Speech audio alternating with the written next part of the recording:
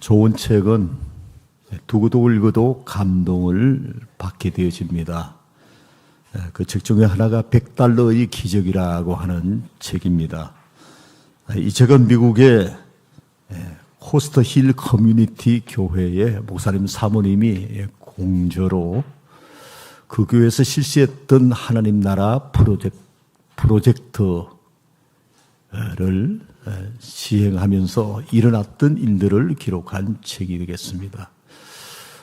100명의 성도들에게 $100씩을 주면서 이 돈은 하나님의 것인 것을 분명히 하면서 하나님께 물어서 하나님이 감동을 주시는 대로 이 $100를 쓰시고 90일 후에 우리 모여서 그 결과를 서로 나눕시다.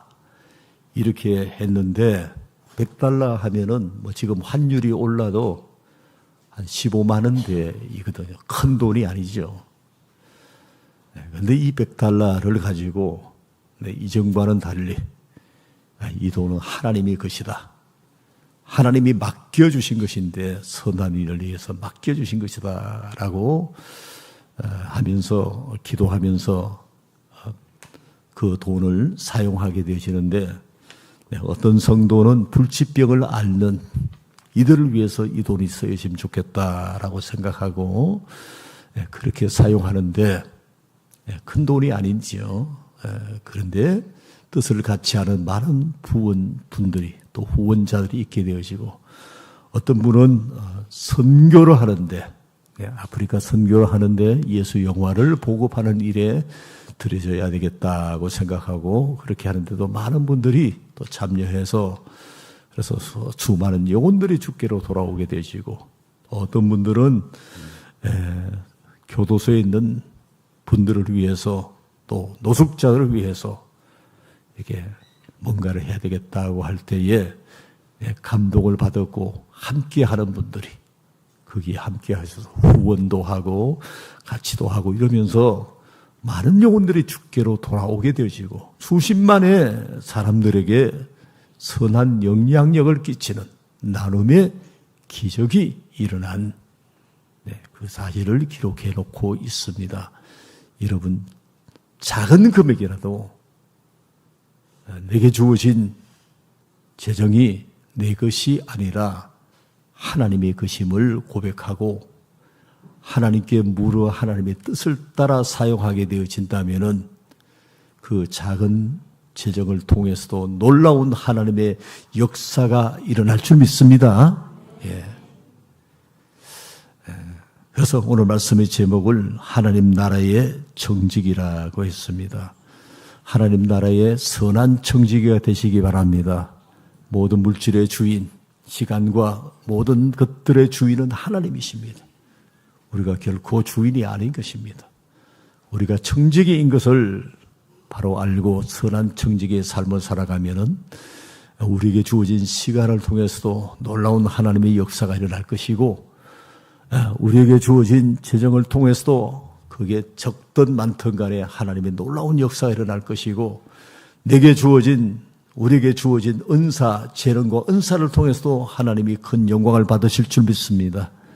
내 삶의 여정 속에 하나님의 놀라운 역사가 일어나게 될 것입니다. 또 어려운 시기에도 하나님이 책임져 줄 줄 믿습니다.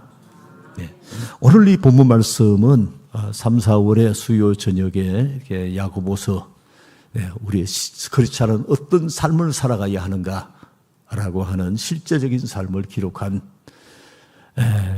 야고보서를 4장까지 전하다가 이제 중단이 되었다가 오늘 전하게 되어집니다.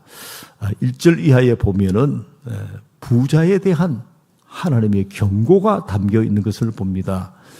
물론 그 부자는 불의한 부자이죠. 1절을 같이 읽어보죠. 들으라 부한 자들아 너희에게 이 말 고생으로 말미암아 울고 통곡하라 하고 있습니다. 여러분 세상에서는 부자라고 하는 것은 동경의 대상입니다. 돈이 많고 가진 것이 많고 넉넉하고 여유가 있고 쌓아둔 것이 많고 얼마나 사람들이 동경하는 대상입니까? 부러워하는 대상입니까? 부가 있게 되어지면 그거 가지고 또 권력도 잡을 수 있게 되어지고 뭐 여러 가지 뭐 돈이면은 안 되는 것이 없다고 하는 이런 세상 속에서 부자는 동경의 대상이지만은 성경은 부자의 위험성에 대해서 얘기하고 있습니다.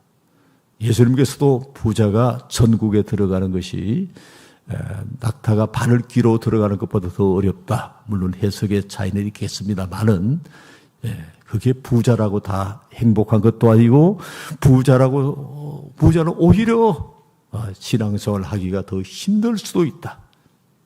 이런 메시지를 주시는 것이죠. 근데 오늘 이 본문에서 소개되는 이 부자는 첫 번째 말씀하시는 것은 너희 재물은 녹이 쓸었다. 너희 옷은 부자의 옷은 여러분 화려한 옷 아니겠습니까? 값진 옷 아니겠습니까? 보석으로 단장된 옷일 수도 있습니다. 그런데 그런 옷이 좀이 먹었다고 하는 것입니다. 너희 금과 은은 세상에서는 변하지 않는 것이라고 했지만은 다 녹이 쓴다고 했습니다. 그리고 다 이 불탈 것이라 그런 것입니다. 사라지는 것이라는 것입니다. 근데 부자는 이런 것들을 그런 것들을 하나님처럼 의지하고 사랑하고 모으고 쌓고 그렇게 살아가는 것입니다. 더군다나 이 부자는 그런 재물을 모으는 그 일에도 정당한 방법이 아니었습니다. 그래서 농경시대에 품꾼들을 동원해서 추수를 하고 이러는데 품꾼들에게 품삯을 제대로 지불하지 않고 착취했다는 것 아니겠습니까? 노동을 착취했다고 하는 것이죠. 그러면서 자기 부를 채워서 그거 가지고 어떻게 쓰는 것입니까? 사치하고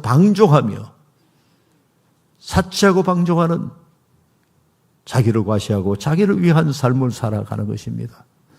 이런 부분에 대해서 왜 하나님께서 말씀하실까요? 경고하실까요?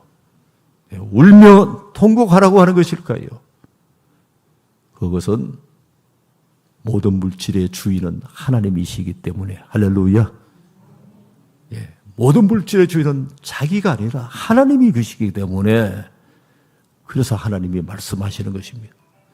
너희가 물질을 취하는 방법도 내가 원하는 방법이 아닌 정당한 방법, 대가를 지불하고 땀을 흘리고 하는 그런 것이 아니다.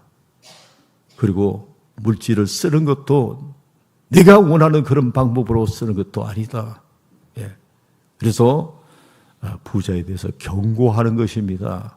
실제로 요한계시록 17장과 18장에 보면은 말세 주님 오실 때가 다가오면은 사람들이 물질을 하나님처럼 그렇게 해서 사람들이 물질에 매여 살아가고 물질의 풍요로움을 행복으로 생각하고 또 그러면서 온갖 사치하고 음행하고 방탕하는 그런 삶을 살아가게 되는데 그런데 그 모든 것들이 불타버릴 것이라고 하는 것입니다. 그래서 화려한 바벨론이라고 말하는 세상의 그 물질 문화가 불타버릴 때에 그것을 바라보는 왕들이 울고 눈을 가리고 울고 통곡하고 하는 것에 대해서 기록해 놓고 있습니다. 물질은 결코 하나님이 아니십니다.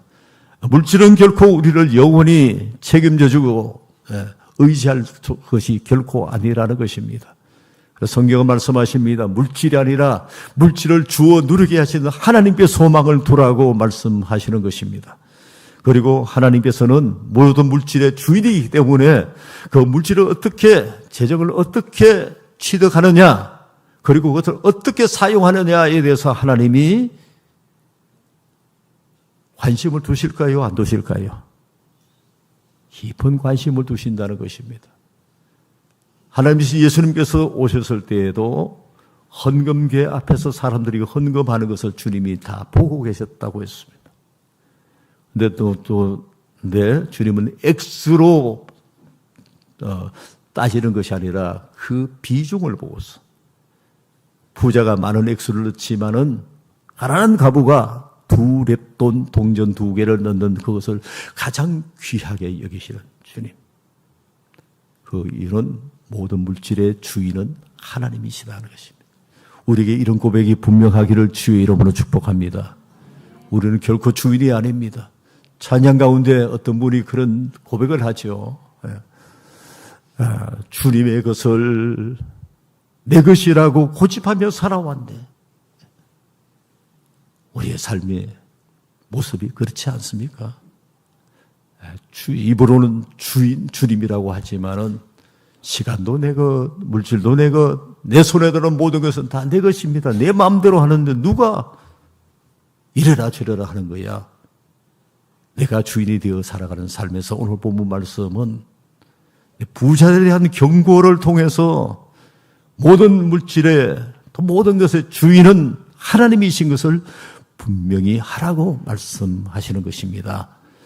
여러분, 나의 모든 시간과 물질과 재능과 은사와 내 몸도 내 것이 아니라 주님의 것인 것을 이 시간 다시 분명히 하는 복된 시간 되시고 결단되시기를 주의 이름으로 축복합니다.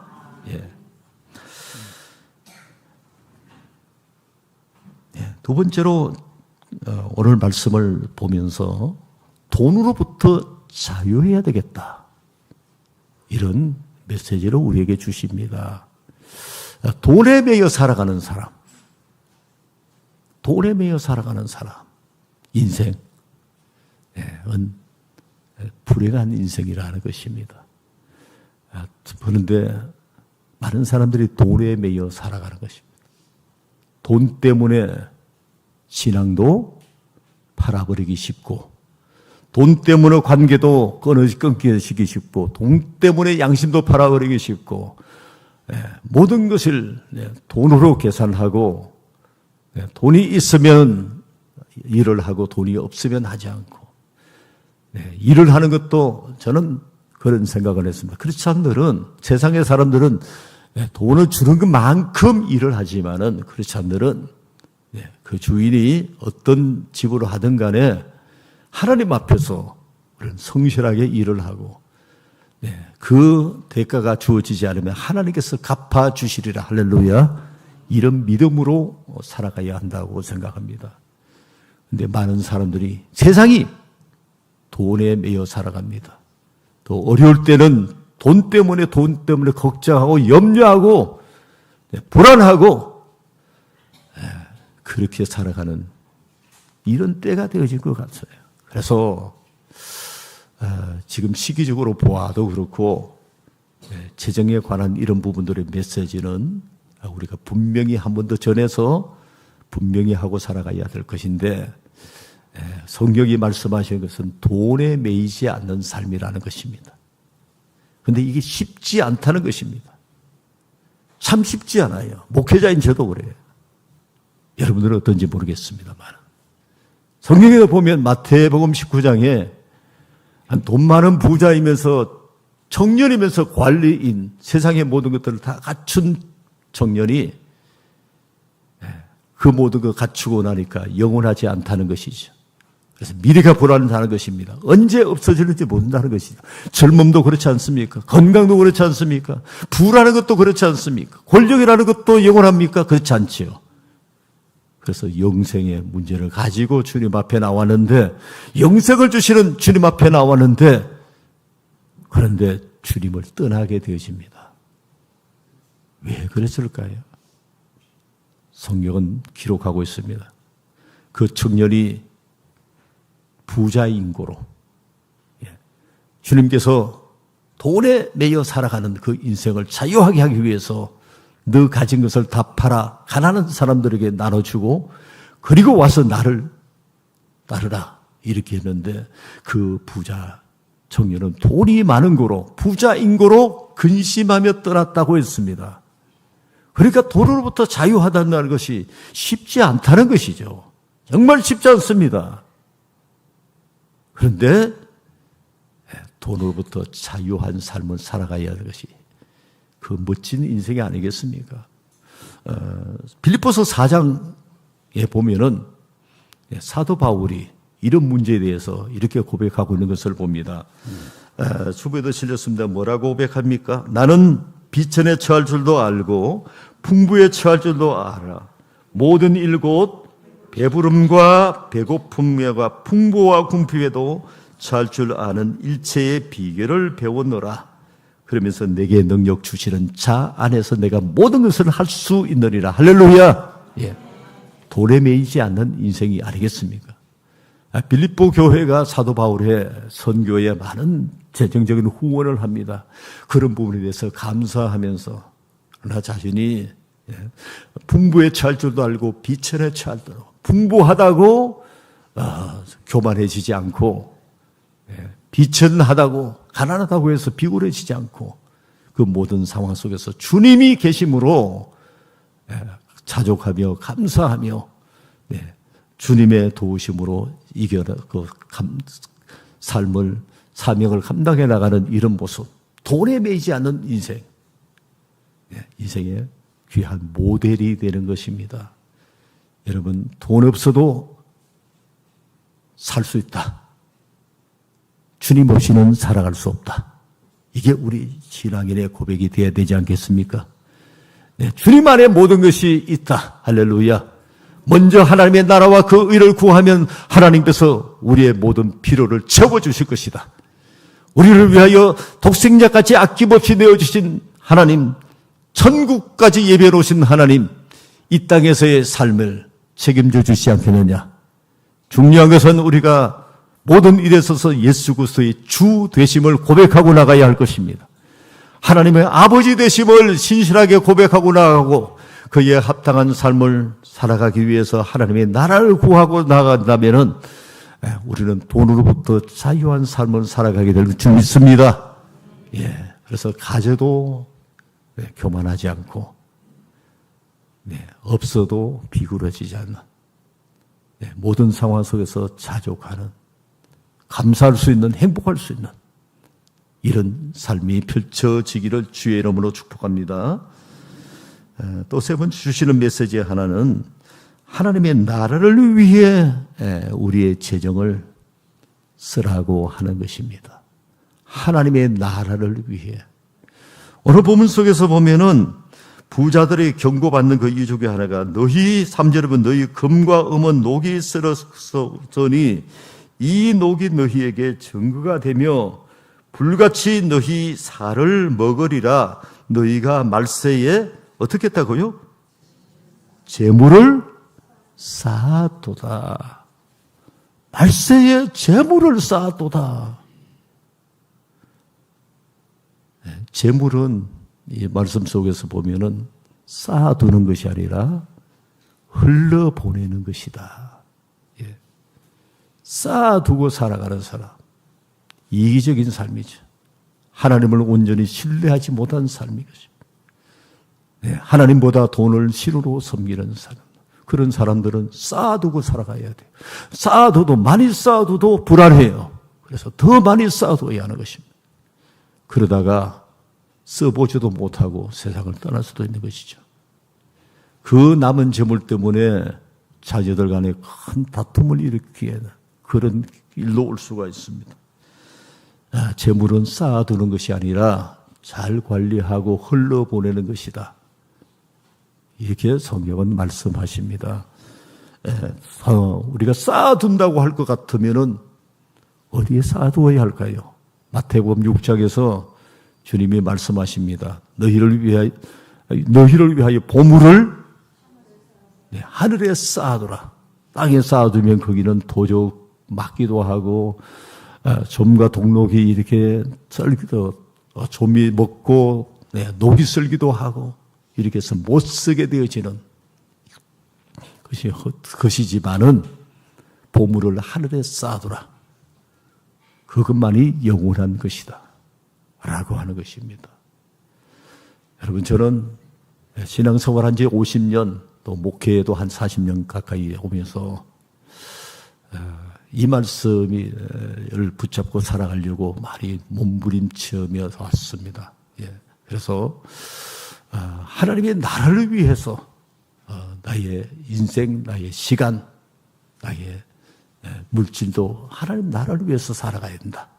이런 마음을 하나님께서 강하게 주셨습니다. 그래서 집에서도 이런 생각했습니다. 우리 미래를 위해서는 저축도 하고 보험도 들어오면 좋죠. 보험도 여러 가지로 많이 들어오고 액수를 많이 높여놓으면 보험도 참 좋은 것이지만은 제한된 그 예산 속에서 수입 속에서 보험 들고 이러고 그렇게 하면서 미래는 보장은 일이 생기면 받겠지만은 그러나 그보다 더 소중한 것은 현실에도 우리가 투자할 것이 많이 있겠죠. 그래서 주식이라든지 뭐 부동산 옛날에 부동산이든지 뭐 이런 것들이 있겠지만은 가장 확실하고 가장 고수입이고 가장 효과적인 것은 하나님의 나라에 투자하는 것이다. 신앙생활 처음 할 때도 그렇고 지금 목회를 마무리하는 이 시점에도 제가 살아온 삶의 경험 또 목회를 하면서 수많은 주변의 사람들을 보고 성도들을 보고 한 결론은 가장 좋은 투자는 하나님의 나라에 투자하는 것이다. 할렐루야. 예. 물론 건강을 위해서 건강에 투자할 수도 있겠고 이러지만 건강도요. 하나님이 붙잡아 주셔야 건강한 줄 믿습니다. 예. 그것도 영원하지 않아요. 예. 여러 가지로 투자할 것이 많이 있지만은 국제 정세나 이 모든 것들에서 언제 무너질는지 몰라요. 100달러 이러지 100달러를 90일 동안 정기예금을 해주거나 아니면은 뭐 주식에 투자했거나 뭘로 하거나 이래가지고 얼마나 늘겠습니까? 그러나 하는 100달러의 그 기적에 보면은 100달러에 100명이니까 1,500만 원 정도가 되는 것이 90일 후에는 몇십 배가 되었다는 후원금만 하더라도 몇십 배가 되었다는 것입니다. 그로 말미암아 맺혀진 열매들은 몇백 배도 더한 아름다운 열매들이 맺혔다고 하는 것입니다. 여러분, 우리에게 주어진 시간을 하나님의 것인 것을 고백하며 하나님을 위하여 하나님의 나라를 위하여 시간을 쓴다면은 그 시간은 결코 후회함이 없는 시간이 될 줄 믿습니다. 우리에게 주어진 재능 많든 적든 간에 그것들이 하나님의 나라를 위해서 드려지고 바쳐지고 또 나누어지는 것이라고 할 것 같으면 그 쓰는 만큼은 그 어느 누구도 빼앗아갈 수 없는 줄 믿습니다. 그리고 주님 앞에 서게 될 때에 잘하였다 착하고 충성된 종이라고 그렇게 칭찬과 상급을 받게 될 것입니다. 우리에게 주어진 재능과 은사도 마찬가지입니다. 다 하나님의 나라를 위하여 쓰실 때 우리에게 재능과 은사를 주신 주님이 기뻐하시고 또 우리에게 그 재능과 은사가 가장 값지게 사용되게 될 것입니다. 주보에 광고도 실려 있습니다만은 월드비전에서 7월 1일에 제주 땅에 4교회를 선정해서 복음 찬양 사역자들 이제 오게 되어지는데 우리 교회에는 찬양 사역자는 김석균 목사님이 되셨습니다. 아시죠? 예, 그 방송도 진행하시고 대표적인 찬양곡 하나가 왜 나만 겪는 고난이라고 왜 나만 겪는 고난이라고 하는 거죠. 그 다음에 찬양 사역자 중에서 그 동방현주 이 두 분이 우리 교회에 오시게 되어지는데 전도 초청의 좋은 기회로 또 우리가 회복의 좋은 기회로 이렇게 삼으시면 좋겠습니다. 이 모든 것들 하나님의 나라 그분들이 하나님의 나라를 위해서 시간과 물질과 재능과 은사들을 쓰는 것. 이거는 그 어느 누구도 빼앗을고 후회함이 없는 영원히 남을 가장 값진 결과를 가져올 것들이라는 것입니다. 이 부분을 분명히 하시고 살아가신다면은 여러분 좋은 투자가가 될 줄 믿습니다. 정말 좋은 인생의 투자가가 될. 여러분 투자는 하나님의 나라를 위해서 투자하시기 바랍니다.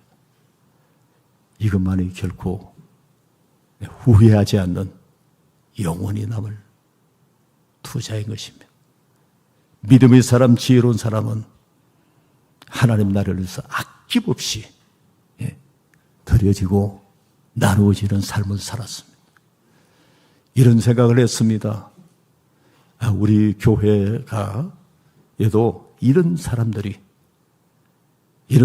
없었더라면 여전히 임대교회로 남아있거나 빚에 매여서 나왔을 것이라 그렇게 생각이 드십니다만은 하나님의 나라와 복음과 교회를 위해서 집을 들여 분도 계시고 결혼 자금을 들인 분도 계시고 집을 팔아서 4,700만 원 11조를 들인 분도 계시고 또 자녀들 결혼하고 남은 또 거금을 또 교회의 부채를 최종 정리하는 일에 들여지기도 하고 이런저런 모양으로 들어진 그런 분들로 인해서 또 재정만 아니겠죠. 많은 기도를 드리고 몸으로 섬기고 하는 그런 분들 때문에 우리 교회가 그래도 이 정도 이렇게 서 있는 것입니다. 이것을 보면은 얼마나 귀한 분들인지 몰라요. 그리고 얼마나 또 그런 분들을 생각하면서 감사하는 것입니다. 여러분 여기 우리 모두가 다 이렇게 살아가시면 저는 단연코 말씀드립니다. 하나님 나라를 위해서 투자하는 것만이 가장 지혜로운 투자의 개념으로 말할 때 우리가 당연히 드려야 하는 것이 그죠. 아낌없이 드려야 마땅한 그 이유는 하나님 나라와 우리 구원을 위해서 주님께서 아낌없이 자신의 모든 것을 주셨기 때문이겠죠. 그러면서 그 은혜에 감사해서 우리가 드리게 될 때에 정말 값진 인생을 투자자로서의 삶을 살아가게 하신다고 하는 것입니다. 사랑하는 이도 가족 여러분, 제가 이제 말씀을 전할 기회들이 그렇게 많지 않은 것입니다. 많은 목회를 마무리하기 전에 여러분들이 다 재정적으로도 걱정 없이 살아가는, 돈 걱정 없이 살아가는 삶을 살았으면 하는 이런 바람이 있습니다. 그 바람이 오늘 말씀 속에 담겨 있는 것입니다. 모든 물질의 주인은 내가 아니라 하나님이신 것을 고백하며 수 있기 바랍니다. 시간도 하나님이 그것을 고백하고 나갈 수 있기 바랍니다. 내 몸뚱아리도 내 것이 아니라 주님이 피로 값줘서 주님의 것임을 고백하고 살아가시기 위해서 그럴 때에 돈으로부터 자유한 삶을 살게 될 것입니다. 하나님 나라를 위해서 담대하게 우리가 투자하며 나갈 수 있기 바랍니다. 그럴 때에 정말 후회 없는 삶을 살아가게 되고 우리 인생 내가 가진 것이 별 것이 없다 할지 내가 부자가 아니라 할지라도 천국 부자가 될 줄 믿습니다. 오늘 이 말씀은 꼭 부자만을 위해서 주신 것이 결코 아닙니다. 많이 가졌든 적게 가졌든 많이 가져도 이것은 하나님의 것입니다라고 고백하면서 하나님의 뜻을 따라 사용하고 나아가는 사람들은 이런 경고가 아니라 축복의 대상이 될 것입니다. 나는 다른 사람에서 가진 것이 별로 없다고 할지라도 그것이 내 것이라고 생각하고 있는 사람들은 늘 돈 걱정 속에 살아가야 할 것입니다. 경제적인 불안 속에서 우리가 염려하며 살아가야 할 것입니다. 그러나 많든 적든 간에 주님이 것인 것을 늘 고백하면서 주 하나님의 나라를 위해 살아가심으로 말미암아 돈으로부터 자유하고 남은 인생이 값진 인생이 되고 천국에서의 상급이 있기를 주님의 이름으로 축복합니다.